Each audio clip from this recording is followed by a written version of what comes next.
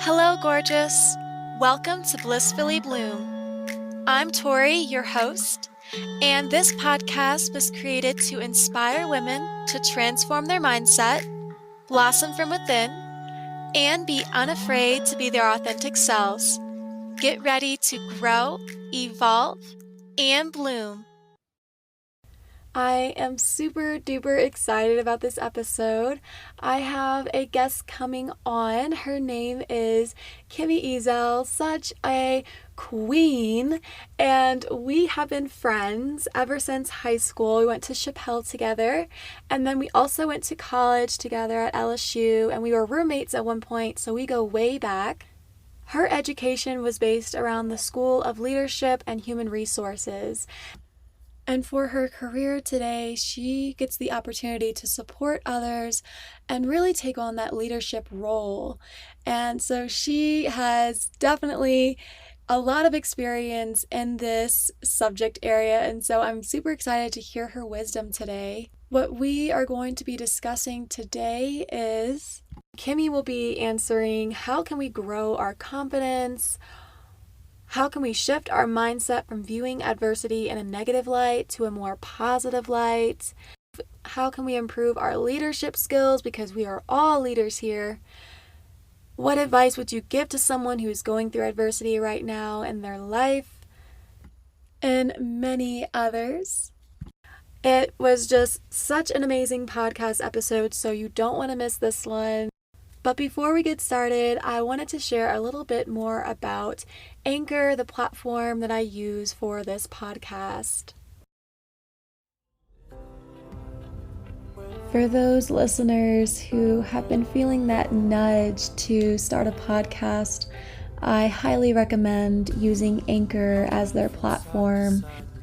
It has really been what has made this journey of starting a podcast really worthwhile, and I love how simple it is. It's very user-friendly, and they provide a lot of tools for you as the host, and tools such as recording and editing your audio, and many more.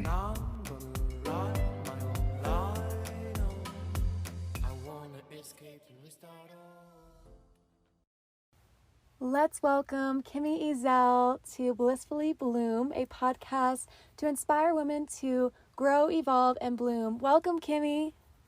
Hi, how you doing? I'm doing great. How are you? I'm doing fantastic. Wonderful. So I wanted to know just a little bit about your story and what made you to become the woman that you are today. Ooh.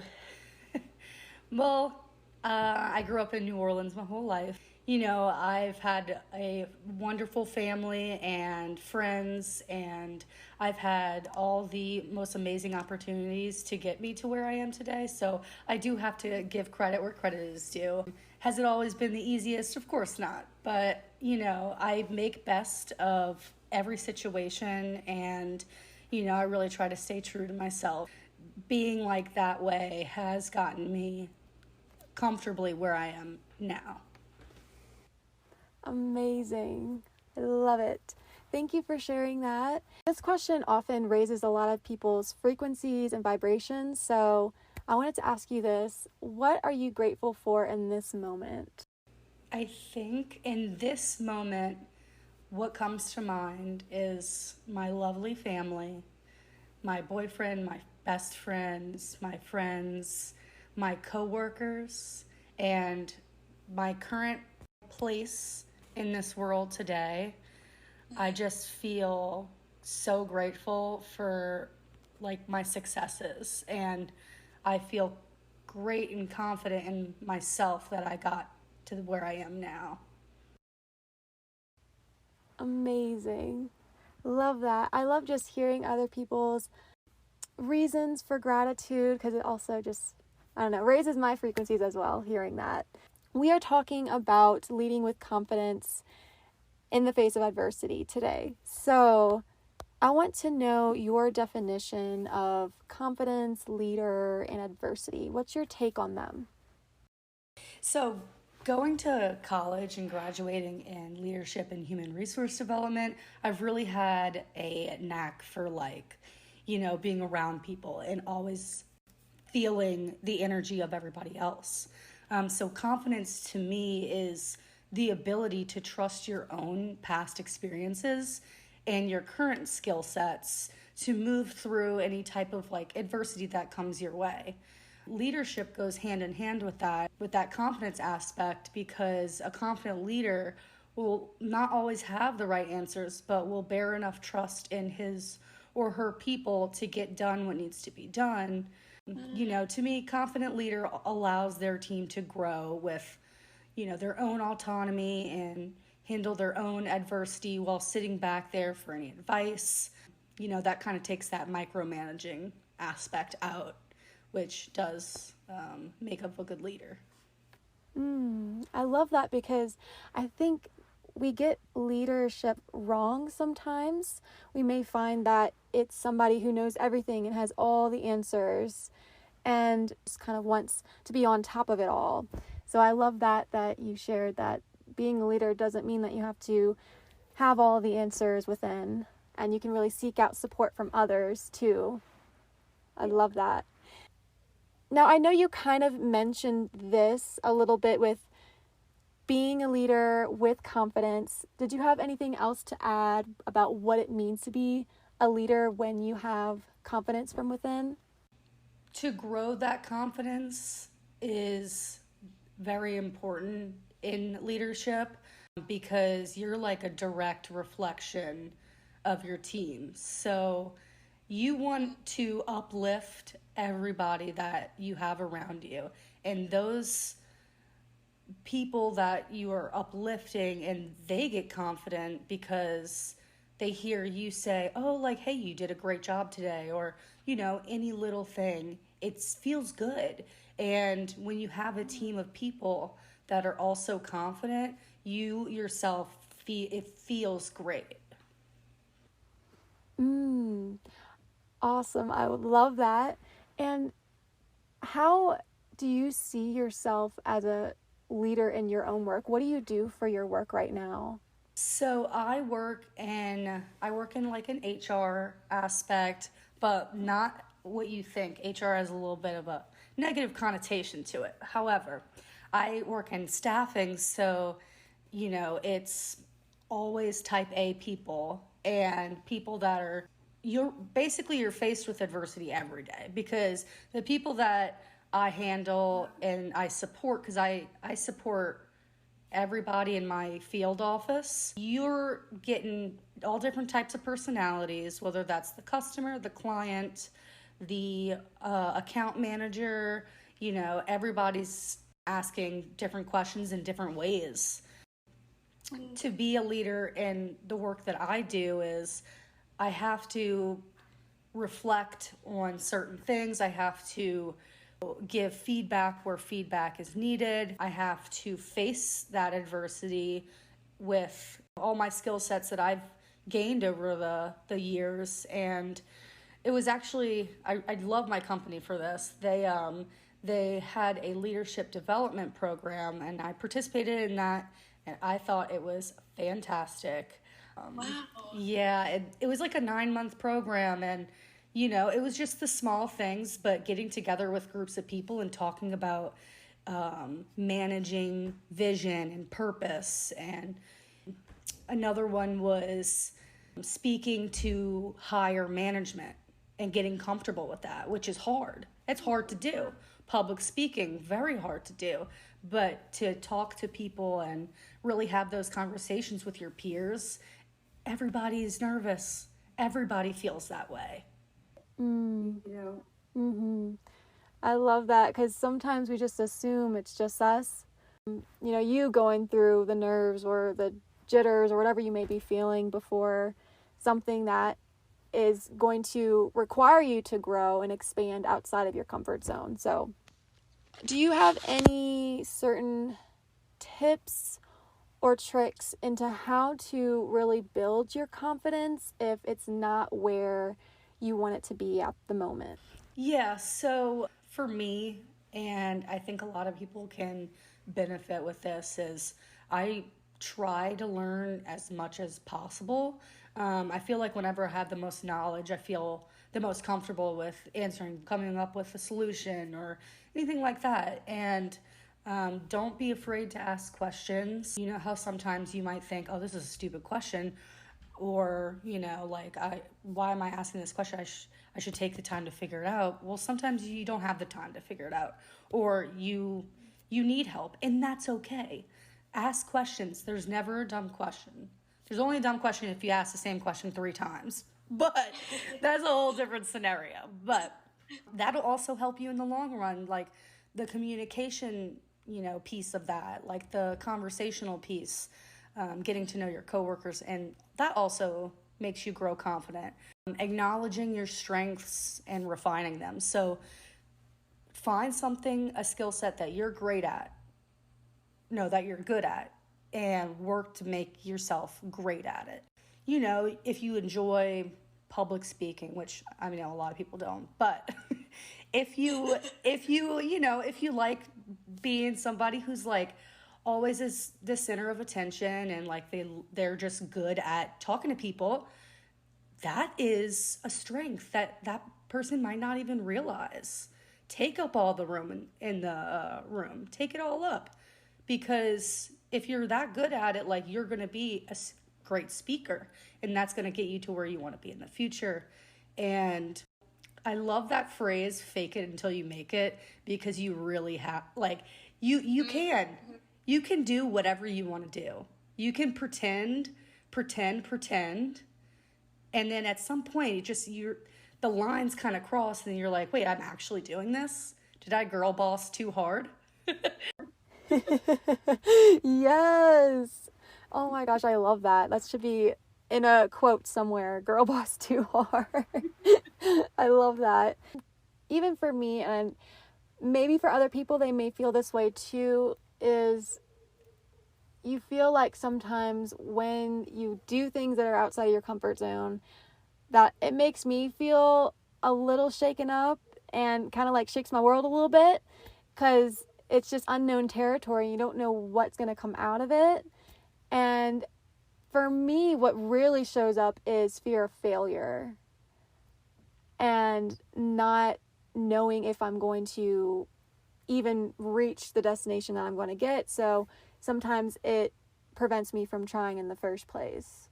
I feel like for that instance, you're going to fail if you think that you're going to fail. So you will fail, but what you have to do is get right back up, because you just keep getting back up. It's like going to the gym and working out.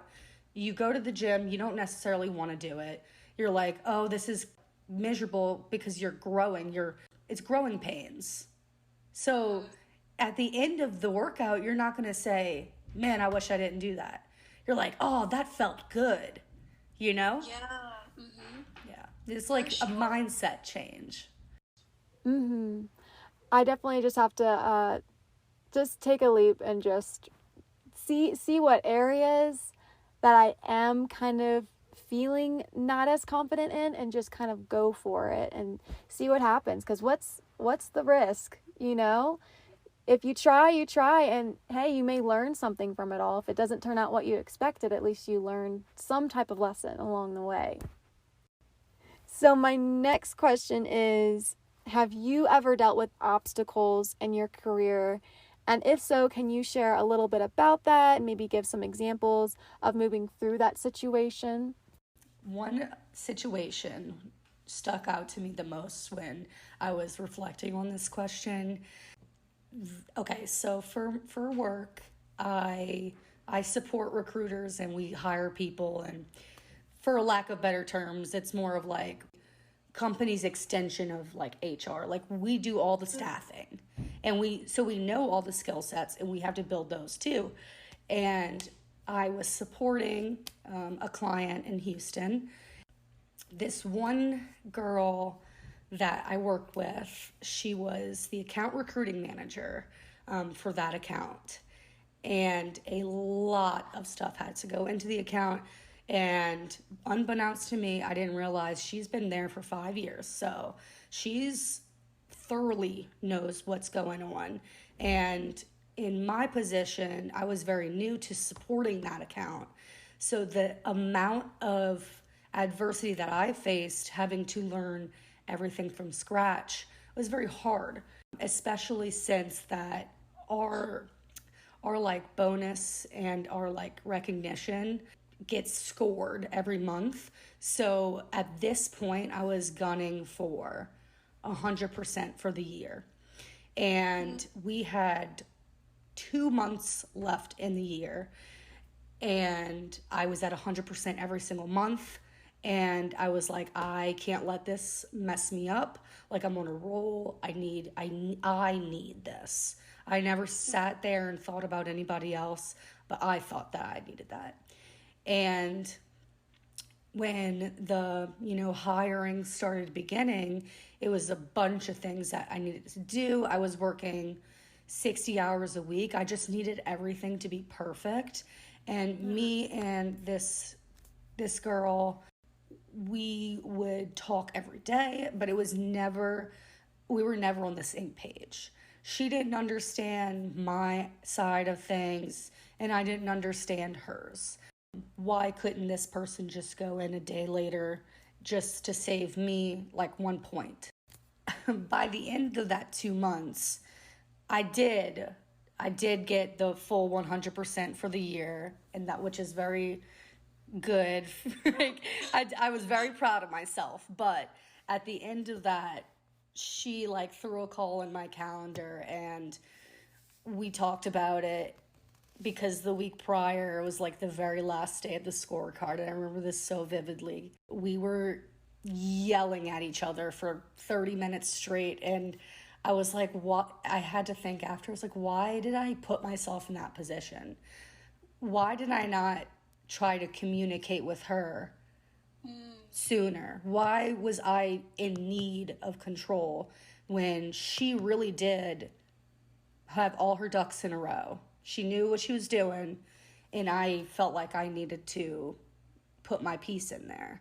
And whenever we ended up talking again, we were both kind of like, yeah, like none of that should have gone the way it did. We're going to be working together moving forward for a while, because that was her first time recruiting for our area. And we talked about it, and we just decided that, first and foremost, communication. And ever since then, I'd like to tell you, I really did not like this person. And I don't dislike a lot of people, but now we're like great friends. And it's funny because she reminds me of like myself, and we both can call each other like every day and crack up and be like, oh my gosh, this is happening. LOL, like this is funny. But it's crazy how that situation changed into an entirely, different situation. Like it went from really bad to really good. And now we're like the greatest of partners. Wow, I love that, because I feel like if you hold something in too and you don't have the confidence to really share your mind or just what your thoughts are around the situation, that can only escalate, and then you may hold a little bit of grudge or just resentment towards that person and never anything gets solved. So I'm glad that y'all kind of had that topic of communication or just discussion about it so that y'all can go and move forward with your jobs. I love that.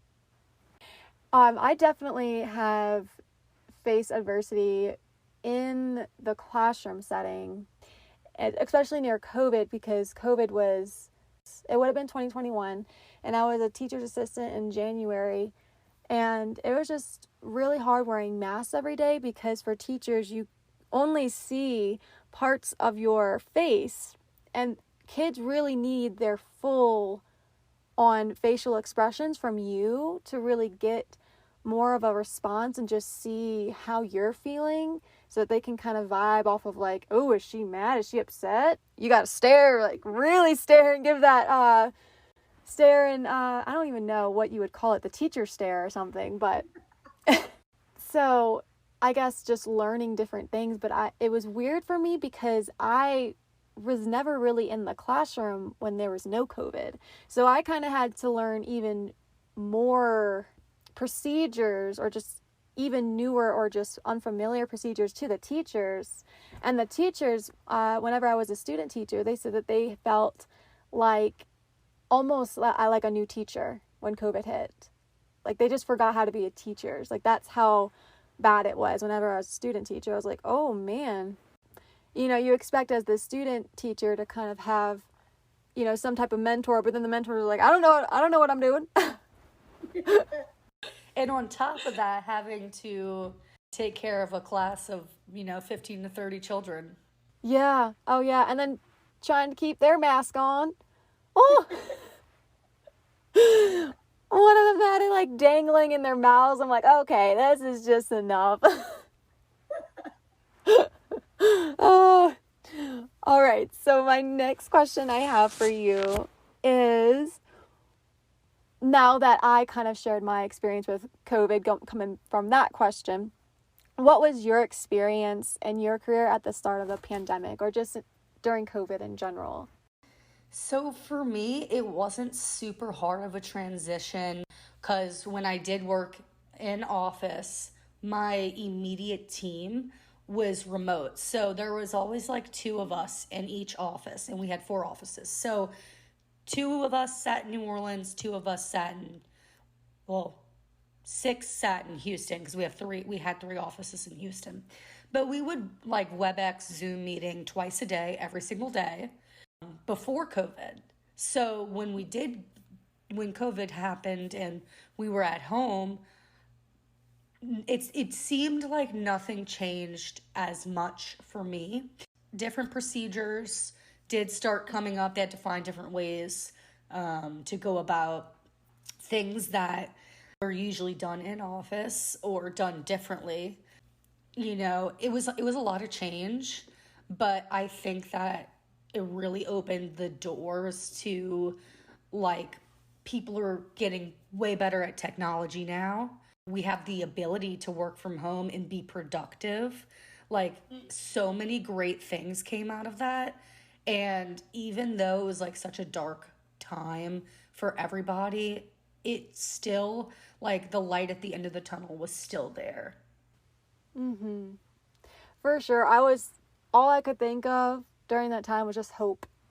Like, there's gonna be something good that comes out of it. Like, I feel like there always is, even with different situations that happen in life.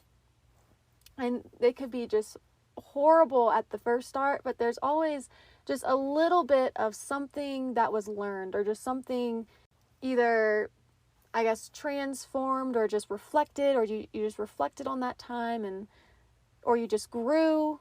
So there's always something that changed or shifted from that situation, that darker situation. So thank you for sharing that.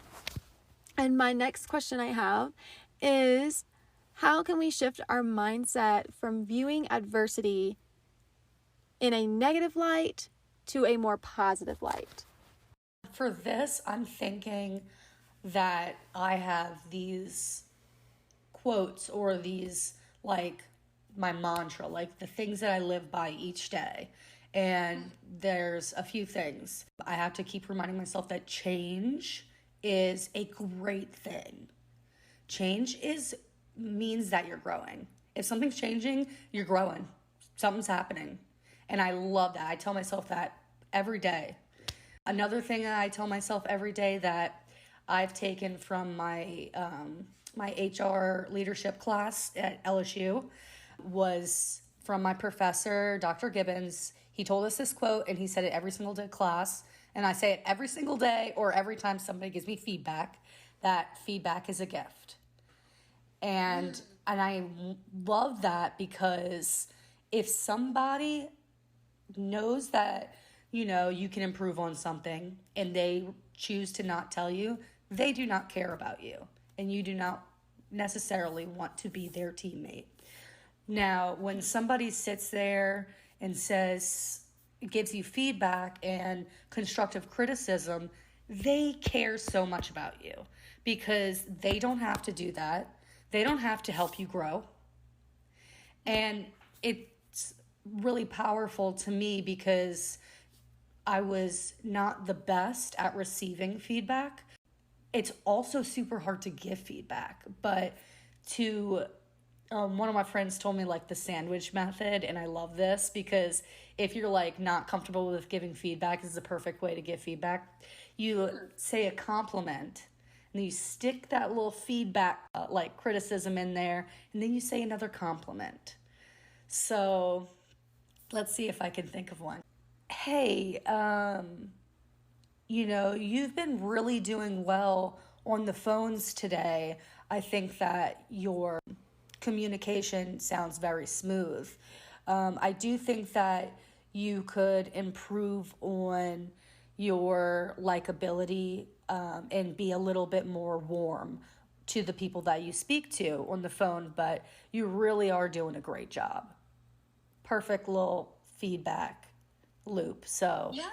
they don't get their feelings hurt, but they still feel like uplifted, but they're still getting that they're probably going to think, oh, next person I talk to on the phone, maybe let me ask how their day is going, basically. Because if you start with something negative, people are like, They get a little a butthurt about it. Right. And, just understand that you're so strong and you can do anything that you want. So that's what I tell myself all the time. And I love that method too, because I'm pretty sure we learned that in my teaching courses at LSU. We were just learning what to respond to the parents, or like what we should tell them if their kid wasn't behaving properly in class, like what should you say? And they always did something like that, like a positive, a negative, a positive. Because most of the time when you start with a negative or just something that you're trying to inspire the person to be better at something, or just that they need to hear, that it just kind of goes past them like nothing, like they didn't even hear it or didn't even read it. So thank you for that. That's definitely a very good tip. And so my next question that I have is, how can we tap into our most confident selves in our careers? Tapping into your most confident self in your career is truly reflecting back on yourself and your past experiences and really thinking, what am I meant to do? What am I good at, and what do I like doing? So when you find that little niche that is specific and special to you, you take it and you run with it. You do anything that you can do to better yourself in that. You try and try and try. And it really takes it from within to want to be the best that you can be. And everything else will just fall into place. Beautifully said. I love that. I feel like that'll definitely inspire others who may feel a bit maybe confused or just overwhelmed by just the over choices, of how many career choices there actually are, and really finding what you are good at. This will really help them, I guess, narrow down if you're passionate about it, if it just comes natural to you, and if it lights your soul up, if you get so happy and giddy about it, then you are most likely meant to do it. Exactly. I love it. And what about, because this is kind of my take, not everyone thinks of themselves as a leader, but we are leaders, all of us. I'm a leader to my sister, my younger sisters. I'm a leader to my students. And I'm a leader as a coach. So how can we improve our leadership skills? Okay, so I wanted to tell you about this book that I read when I did the leadership development program with my company. It's called Dare to Lead by Brene Brown. Love Brene Brown. She's like a motivational speaker and like a life coach. I think she's based out of Houston or Dallas, one of those two. And she has fantastic, like, her TED Talks. Like, go check her out, please. But in her book, she wrote about the 4 pillars of courageous leaders. And those are rumbling with vulnerability, living into our values, braving trust, and learning to rise. So that first pillar struck me the most, rumbling with vulnerability. Just being vulnerable is a very hard thing to do for me. Not anymore. I've come a very long way. But like just opening up, like fully opening up was a very difficult. It was hard, those growing pains. It's hard.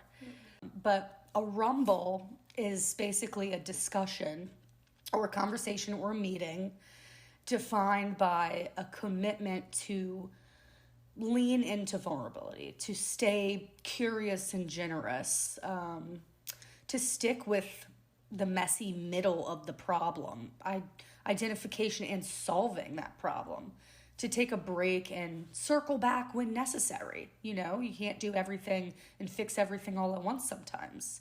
It's to be fearless in owning our part of the story.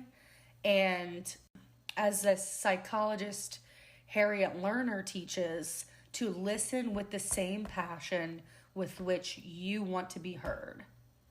And that struck me the most, because if you want to be heard, if you want people to, really take you seriously, you have to sit there and listen to them with that same level. It's like the golden rule, like do unto others as you want done to yourself.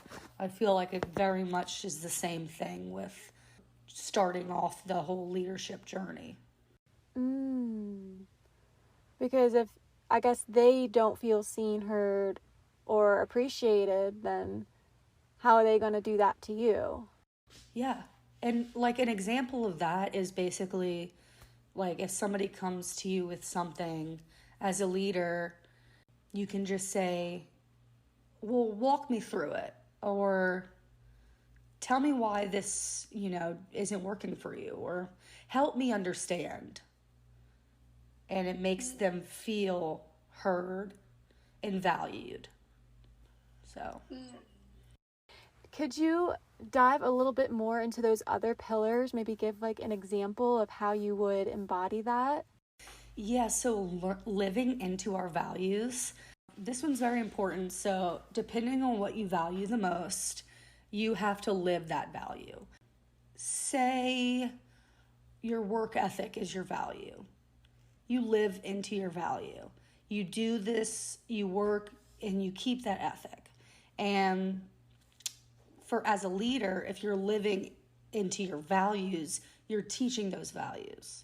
So you should come up with, your 3 core values and hold those close to you so that each day you're living into those, and you can also learn and teach into those values. Braving trust. I love this. It's hard to trust sometimes, but you know what's crazy with trust? You just have to do it.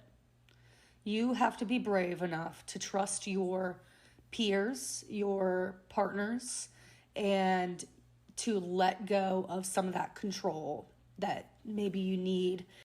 You have to trust them to also be able to get what needs to be done. Leaders that don't have that much trust in their employees, they're not great leaders. Nobody wants to work for somebody that's over their shoulder micromanaging. You have to trust your employee. You hired them for a reason. And then obviously learning to rise. Love this. Learning to rise is, taking those bad days and saying, you know what? We all have them.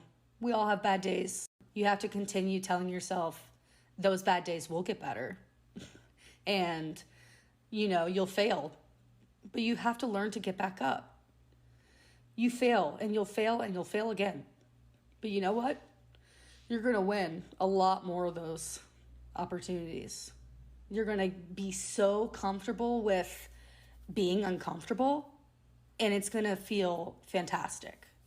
Yes, I love that. And also, I thought of that saying too.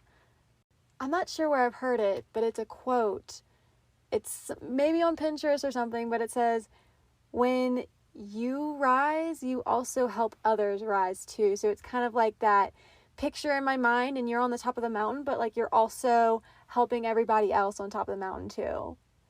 And I just love that, because then I feel like when we have this, I guess, leadership skills and confidence building within us, then that really inspires others to do the same, and then share your stories and be vulnerable and share how, yes, I was at your scale of confidence before, and now here is where I am now, and it is so possible for you to move through it and raise your level of confidence as well.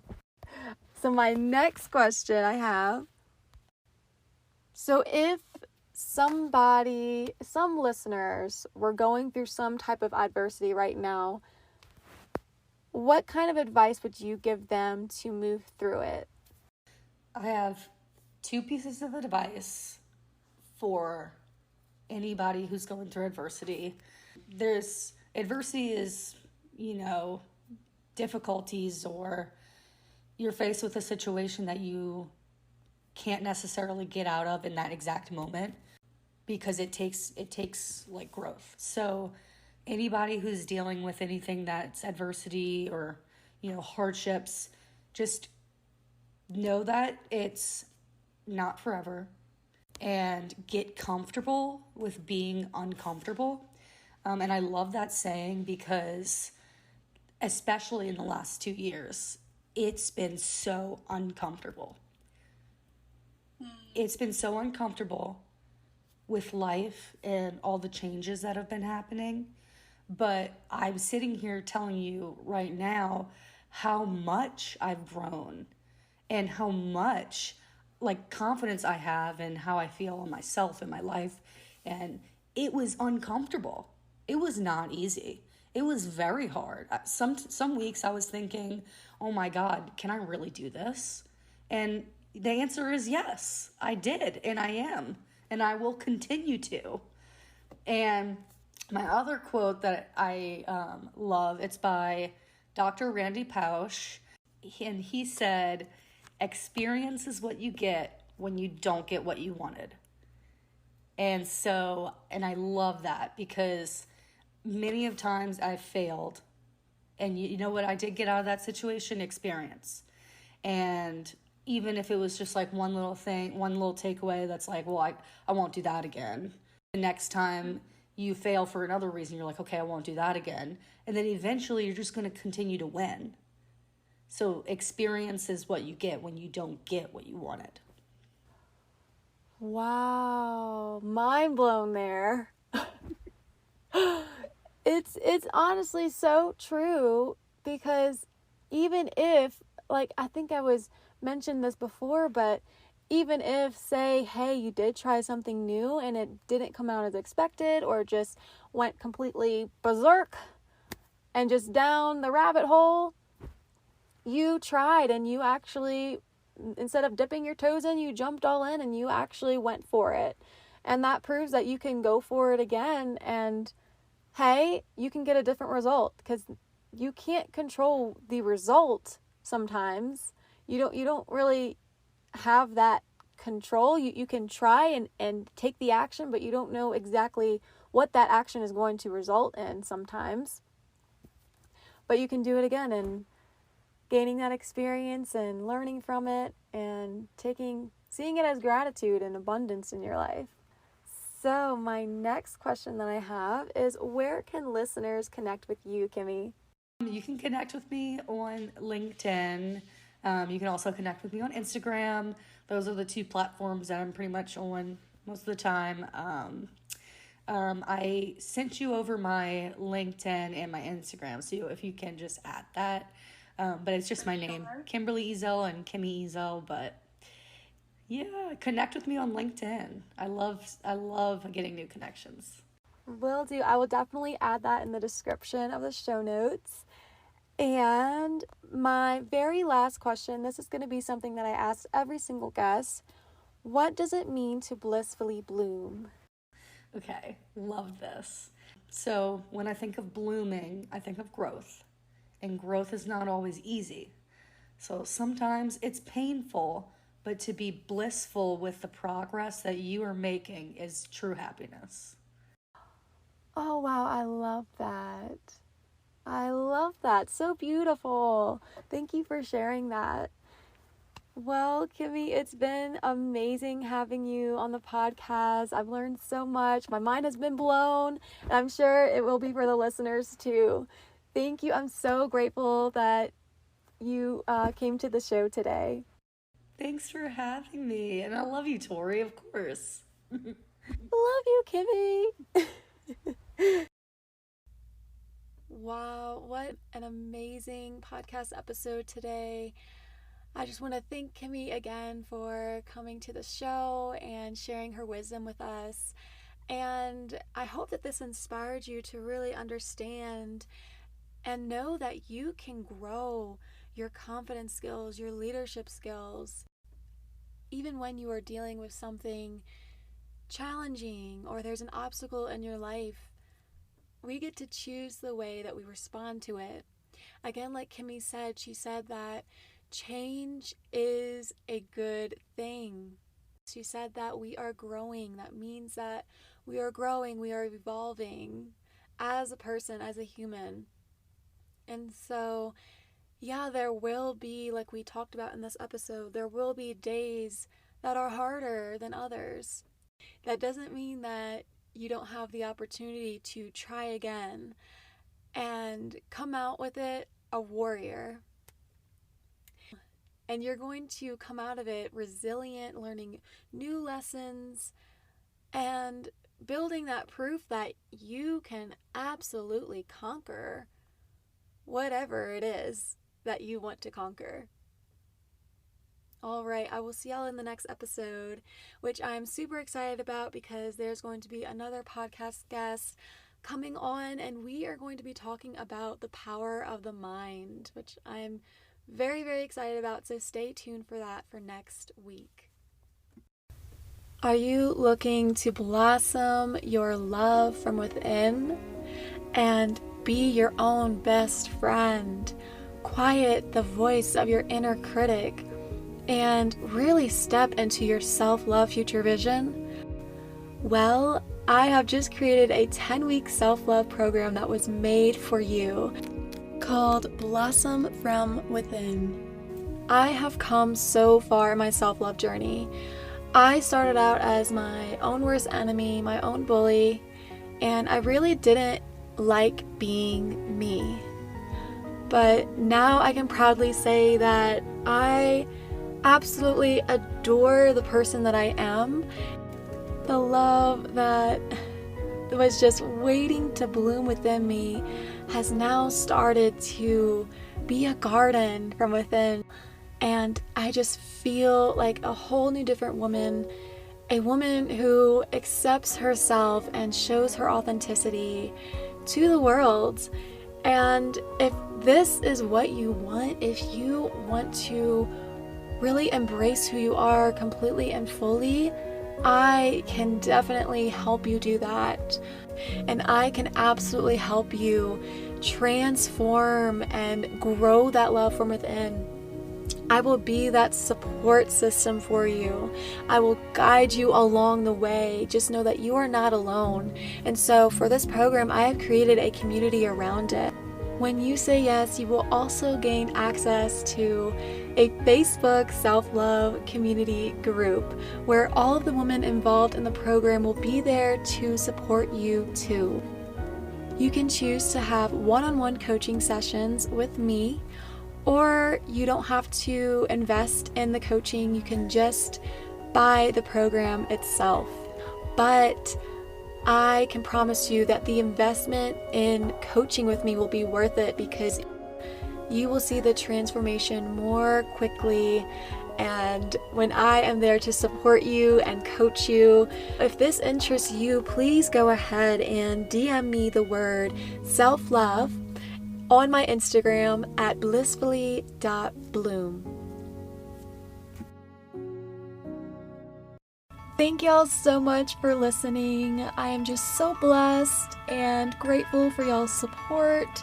And if you haven't gotten the chance, please subscribe to this podcast and share it with your friends and family. Also, check out my YouTube channel, Blissfully Bloom.